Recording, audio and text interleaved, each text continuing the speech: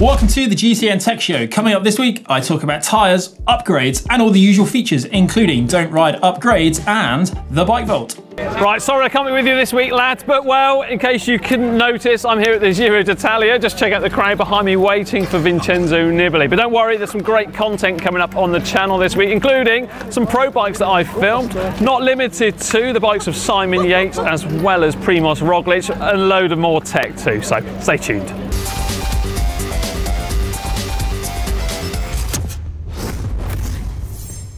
First up then, we have some hot new tyre tech. A couple of weeks ago, Ollie and John gave a sneak peek at some new Continental gravel tyres. We now have the full details and the tyres themselves.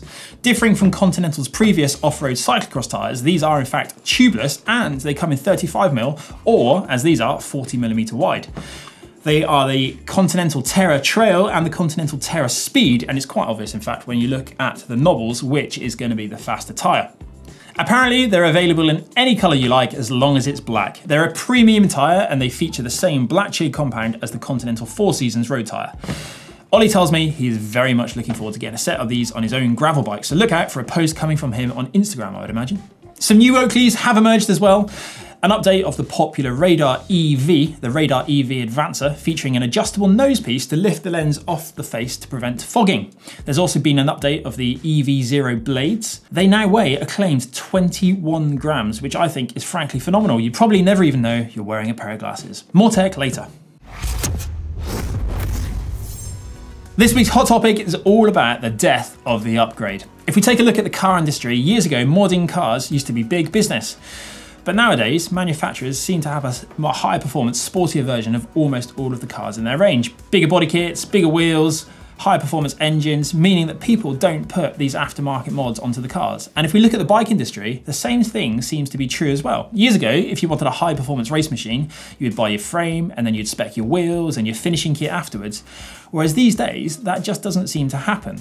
In fact, you could almost say it's actually pretty difficult to go out and buy a bike and build it in that way. If we take a look at Trek, Madon, or the Specialized Venge, for example, the amount of integration in these bikes means that it's almost impossible to use your own aftermarket kit. You need the correct seat post for a start and the bar and stem, and in some bikes, you even need the correct cranks, which makes it really difficult to create your own bespoke racing machine. Add in the seemingly endless amount of bottom bracket standards that appear to be around these days, and it just becomes far simpler to buy your own complete bike in the first place. Most brands now even spec their own wheels that have been aerodynamically optimized for certain bikes. If we take a look at the Cannondale System 6 with a knot wheel set that Si used earlier in the year, they're saying that that bike is faster with those wheels than any other wheels, meaning that if you did want to upgrade them in the future, you're only going to be making your bike slower, and no one does an upgrade to make something slower. Why is that the case? Well, two main reasons. Firstly, new tech innovation and heavy integration means that there are no longer that many widely agreed industry standards. And then secondly, it's a way for companies to be more competitive and to make more profit. I mean, you can't view that cynically. A company needs to make money, and by putting more of their components and selling more of their bikes, they'll effectively be selling more product. I think it's good for the consumer though, in that you could end up with an overall package that is not only lighter or more aero, or perhaps just works better, but is potentially also more cost effective than it would have been. All of this said though, I actually don't think that modifying and customizing is quite on the way out. So upgrading is still a thing. I think that's really evident from the bike vault feature every single week and from the upgrades that you submit. Let me know what your thoughts are on everything that I've just said though in the comments down below. Last week, John and I discussed just how iconic the Gabba jacket has become, and Castelli must have been listening because they've now launched this limited edition pink Gabba jacket. All the usual features available in pink. Continental are not the only hot tyre tech that we have here this week. No, Taconic Quickstep have been using some new specialised Project Black tubeless tyres, and quite successfully too over at the Tour of California. Specialized has a long history of developing pre-production models with their professional athletes as part of their Project Black scheme that they use. Fabio Jakobsen, their star sprinter, seemed absolutely over the moon, especially with the tubeless technology that they feature. Yeah, no, I'm really in love with them because it takes the bumps better in the corners, and I feel more confident for sure. Especially when you're going quite sideways and on high speed, and yeah, when braking, I feel I have more connection to the road with the tubeless. Yeah, from now on, if the team allows me, I race with them all the time, I think. It's now time for one of my favourite parts of the show, screw riding upgrades by upgrades. Last week's victory was a whopping 86% of the vote, and that went to Ben's KG361, his Look. Don't forget though, if you want to get your hands on one of these, you need to first submit your bike via the uploader tool in the description down below. This week's contestants are, we have Jussi from Eastern Finland. After killing a few old bikes through the winter, Jussi was forced to buy a new bike. Jussi did go with a cheap hybrid style bike with enough tyre clearance. Biltema it was. Around the second winter with his bike, as it was just beginning, Jussi started to consider having some bar ends to allow a longer, lower riding position. Speed is important in the snow and ice, don't you know? Fortunately, Jussi came to his senses and went for deep drop bars instead. Because the bike is built with V-brakes, it meant that Jussi had to seek suitable brake levers, but to keep the gear lever as it is to keep the build simple. He kept the wheels, the frame, the fork and the rear derailleur and the seat post, gear cabling and most of the gear lever. That's pretty clever. But he did upgrade the bottom bracket, the chain set for something more suitable, gearing, better V-brakes, cables, new brake levers from Tech Show and a Quill A-head stem adapter. Genius. He rebuilt the gear lever mounting with a hacked chain catcher. Ah, look at the picture. There's the before. And that's quite the transformation into a snow machine from a hybrid into what looks like just a perfectly versatile road bike. I like it, especially with the V-brakes. I imagine those brakes are actually pretty powerful for a cross-style bike. Right then, next up we have Sean. And I've actually gone for a weird submission this week. Instead of choosing another bike, Sean has submitted his workshop. You can still choose which is the better upgrade, of course. Over the last couple of years, Sean has built up a collection of tools to fix and service his bikes. After getting fed up of having to rummage around through several boxes and drawers to find a load of tools, plus not having enough workspace, Sean decided to build his own home bike workshop. After clearing out an unloved corner of Sean's garage, he resprayed the garage door and built a bespoke workbench from plywood with bench repair stand along with a new strip light fitting. He wasn't finished there though. Sean then racked out the back panels with bot perfo tool panels to display all of his tools. Sean built a tower holder and used an old pair of handlebars to store his foot pump. That's a clever idea.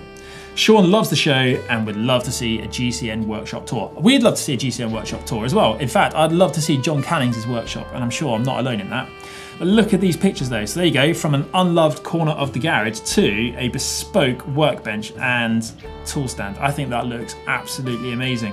But it's not up to me, I don't get to vote and I don't get to decide the winner. If you do want to vote, make sure you click on the poll in the top right hand corner of your screen, and to be in with a chance of winning a Camelback Eddy bottle yourself, submit your upload via the uploader tool in the description below. Bike of the week announcement now, and last week it was the Androni Giocattoli Bottecchia versus the DeRosa from Israel Cycling Academy, and with 61% of the vote it was Connor Dunn's DeRosa. No new bike of the week this week, we're saving that for special occasions going forward.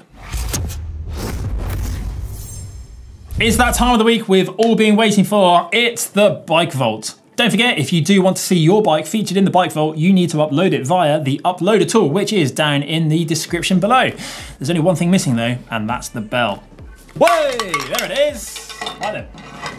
First up this week, we have Joe's Poseidon X from Cornwall, Ontario in Canada. And that is one of the most functional looking bikes I've seen for a while. Finished, it is a sports utility bike, which I think is a pretty cool way of naming a bike. It's a Poseidon X frame built up with an Alex Boondocks 650 wheel set, Panaracer Gravel King 47mm tyres, and Avid BB7 brakes, Shimano Tigra Mex 105 cranks, Ritchie seat, stem is a Celso 130mm stem, and I think that looks amazing. I'm the only one making the decision, so for me, it's going to be a super nice. I've also learned that actually not ringing the bell that hard works better. Next up, we have a Linsky titanium bike. This comes in from Timothy in Lee's Summit, Missouri. Getting in some nice rail to trail miles during the Dirty Kansas training ride. Hoping to find my ride a super nice. I do actually, to be really honest, it's really simple. It's a super nice from me. I just love everything about it. I'm not a fan of these gravel bars, but then I've never ridden on a gravel bike, so I wouldn't know what I'm talking about really. But I do think that bike looks like a good day out. I think it looks fun. I reckon it will handle pretty well. It looks neat, it looks clean, it looks tidy, it looks like you put a lot of thought into there, and it's going to be a long ride because you've got lights front and back. For me, that is a super nice. Next up then is Brian with a Cervelo P3 Aero with drop bar conversion. And these bikes, I love these. Just the angles of these bikes look so good. Location, the mighty muddy Fraser River just outside Williams Lake, BC. I was looking for a sturdy bike to put a lot of training miles on when I found this classic go fast aero bike further down the province. Seems the age and 650c wheels had made it a hard sell. I didn't even notice the wheels. They look like they're the right size. In fact, I never knew that Spinergy made their wheels in a 650 size. He went to see it for himself, the owner's old race bike, and he bought it for triathlons. This looks absolutely amazing. He's been going to tries in Brazil, New Zealand, and even Kona in 2003 before sticking it in the storage for the previous owner. Wow. I think that is cool that bike lives on. I love Spinergy 4-spoke wheels. So for me, it's pretty easy. It's going to be another super nice. John, Ollie, or anyone else are not here to argue with me. So there we go. David is up next with his 1998 Klein Quantum Pro. And if you remember a few weeks ago, we had a Klein on the show and I fell in love with that straight away. And it's the same story here. Kleins, they've got the most amazing paintwork in pictures. I'm a big fan of them. This picture was taken before a mixed terrain race tour the Battenkill in northern New York, USA. He started cycling for weight loss in 2012 and was looking to get into road cycling.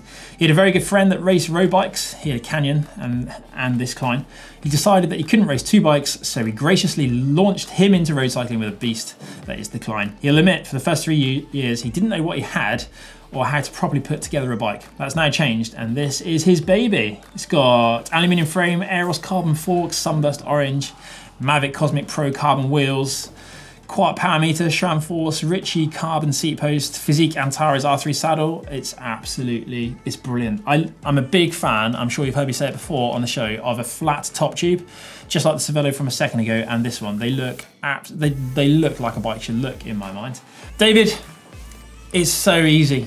I've got no competition. I'm in fact convinced that John or Ollie would agree with this. That looks absolutely stunning. Oh blimey, he's also lost 80 pounds in weight and he's still going. Cycling has changed his life in so many ways and our channel's helped out. Oh, that's fantastic news, David. I'm really pleased to hear that. Next up is Jenna with a Cervelo T4. Wow. Donut is a Cervelo T4. Donut? What do you call your bike? The Donut? This is Christchurch, New Zealand, a track bike fully kitted out for racing. I don't think there's anything better than a track bike with a disc, a 5-spoke wheel in the front, and just all the colours are right. That looks, I bet that's insanely fast to ride. We all know John is a big fan of track racing, and we all know that we want to do a little bit more track racing on the channel. If we're going to do it, that's the sort of bike that you want to have, isn't it? Jenna, it's really, really easy. That is another super nice. I've just noticed your traditional Duros cranks there. They were some of the coolest cranks, one of the smoothest bottom brackets at the time as well. Oh, that's it. That is the Bike Vault for this week. Don't forget, if you do want to have your bike featured in the Bike Vault, use the uploader tool, which is in the description down below. It's very nearly the end of the show, but before you go, I'd like to tell you about what's coming up on the channel this week. Ollie and John have been over at the Giro creating some amazing content, notably Ollie's quest on a 1920s vintage-inspired replica bike. Ollie wore period-correct clothing as well, and it rained, so that means a wet woolen jersey. That's going to be an amazing video coming out soon. John is over at the Giro at the moment, sending back amazing content every single day, so keep your eyes peeled on the channel for that. Don't forget, if you did enjoy the video, give us a big thumbs up, and if you do like our Italian-inspired t-shirt, check out shop.globalcyclingnetwork.com.